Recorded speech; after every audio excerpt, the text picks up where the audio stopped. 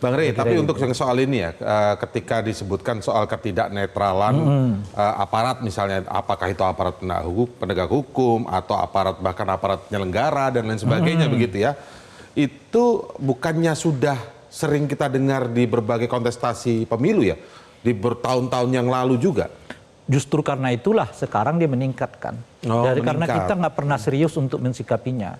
Yang ada adalah memanfaatkan mereka untuk kepentingan elektoral masing-masing.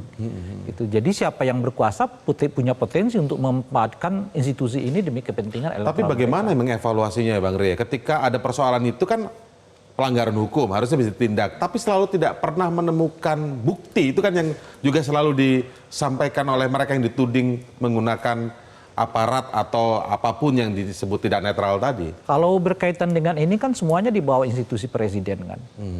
ASN itu di bawah presiden langsung, polisi di bawah presiden, kejaksaan juga di bawah presiden.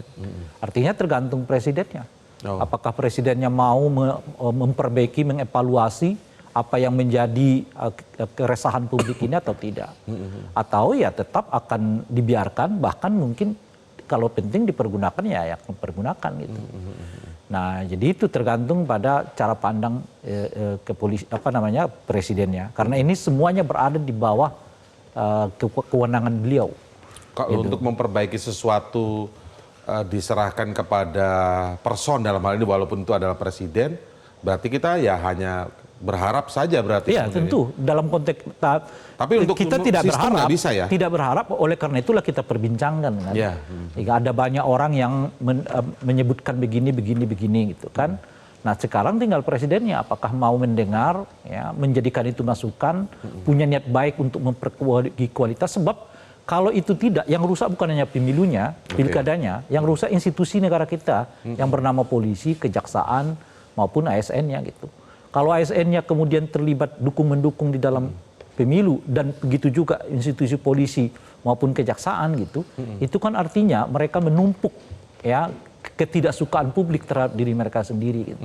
Lebih parah dari itu adalah menjadikan ASN yang profesional makin jauh dari yang kita bayangkan itu, dan ini akan jadi problem sebab Indonesia emas tanpa ASN yang profesional, tanpa polisi yang profesional, tanpa jaksa yang profesional, itu sama dengan omong kosong.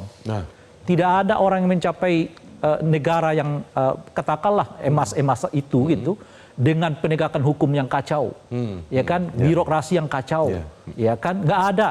Jadi orang kalau kita mau mencapai negara emas itu memperbaiki institusi ini dulu, memperbaiki penegakan hukumnya seperti apa, birokrasinya yang efisien dan efektif gitu ya. Nah di luar kita membicarakan soal bagaimana tata cara mengelola ekonominya gitu. Jadi kalau Anda mau berbicara tentang Indonesia emas, perbaiki institusi polisinya, perbaiki institusi kejaksaannya, perbaiki birokrasinya, dengan itu semua menuju ke Indonesia emas itu tercapai gitu. Perbaiki dan kemudian profesional begitu ya. Ya tentu. Tadi ada meningkatnya soal yang seperti catatan-catatan Bang Rey tadi, apakah mungkin juga ada efeknya terhadap tingkat partisipasi pemilih juga? Akhirnya menjadi pesimis, ngapain ikut pemilihan-pemilihan begitu. Nanti kita lihat ya pendapat dari Mas Arief. Jelajahi cara baru mendapatkan informasi. Download Metro TV Extend sekarang.